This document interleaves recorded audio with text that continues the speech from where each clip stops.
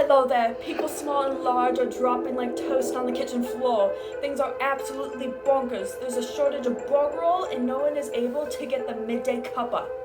As many people know by now, they are calling this the Ant-Man and Oak pandemic. This illness begins by an individual either shrinking or their body expanding until they eventually explode.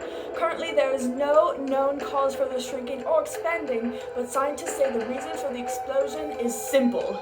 The Ehrman ratio gets messed up for those of you that don't know. A ratio is a relation between two things regarding a quantity or size. Now, the reason people are exploding is because the surface area to volume ratio gets all mucked up. This means that the amount of surface area that should be relative to the volume is completely botched. In simpler terms, there's too much volume for the amount of surface area and vice versa. As the surface area increases, the surface area to volume ratio decreases, and as the surface area decreases, the ratio increases. There is then a buildup of energy and kaboom! We will now hear from Maggie Smith, a scientist and researcher at DC.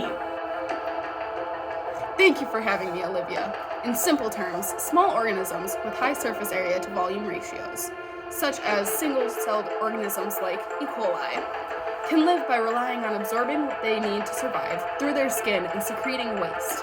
If the ratio is too high, the cells cannot function effectively.